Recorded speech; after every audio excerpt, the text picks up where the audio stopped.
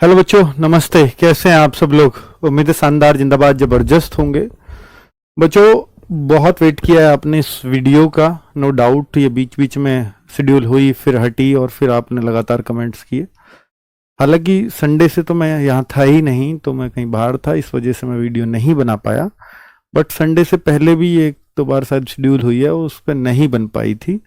तो उसका कारण था कि इनसफिशियंट डेटा, और जिस तरह से जिस फॉर्मेट में हम एक कट ऑफ की वीडियो देना चाहते हैं वैसा इसमें बन नहीं पा रहा हमसे, क्योंकि वो उतना डेटा पिछली बार का नहीं मिल पाया हमें, जो 2019 वाली कट ऑफ थी, क्योंकि वो कंपैरिजन में बड़ी काम आती है।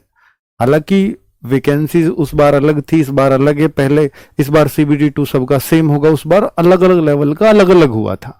यानी जिनका सिलेक्शन होने वाला है और जो अपना मानते हैं कि मेरा भी हो सकता है, जो मानते हैं कि मेरा नहीं होगा तो वो शायद नहीं देता होगा।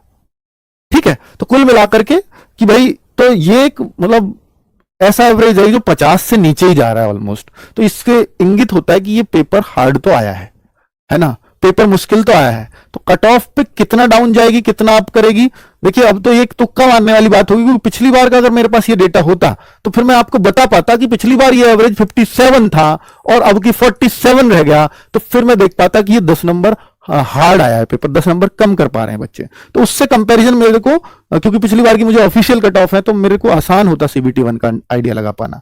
पिछली बार का डेटा ना होने की वजह से मैं ये डेटा का आपको जो है आपके आरआरबी वाइज कट ऑफ नहीं दे पाऊंगा।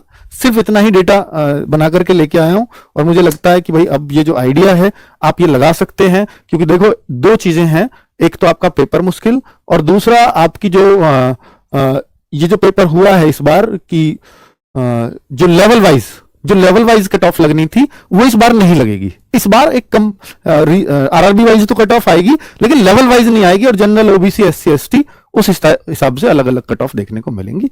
ठीक है, और क्या एक आइडिया दे सकता हूं कि भाई कितने नंबर वाले को तैयारी कर देनी चाहिए स्टार्ट, क्योंकि देखो नॉर्मलाइज स्कोर तो बढ़ के बेहतर बैठेगा ही एक। और मैं फिर भी ये कह रहा हूं कि जिन बच्चों के जो बिना नॉर्मलाइजेशन के अपनी अपनी शिफ्ट में, और आपको नॉर्मलाइजेशन का भी एक आइडिया ही है, अपनी अपनी शिफ्ट में अगर 60 के इर्द गिर्द स्कोर हो रहा हो तो उसको सीबीटी 2 की तैयारी करनी चाहिए। यानी 60 से प्लस अगर वो जा रहा है अपनी अपनी शिफ्ट में। आपका उसका एवरेज तो इतना कम था, तो भाई एवरेज वाले का कभी नहीं होता।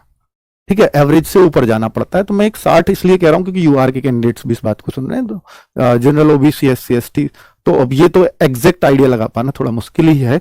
तो 60 के आसपास के बच्चों को तैयारी शुरू कर देनी चाहिए सीबीटी 2 की। थैंक यू वेरी मच, नमस्ते।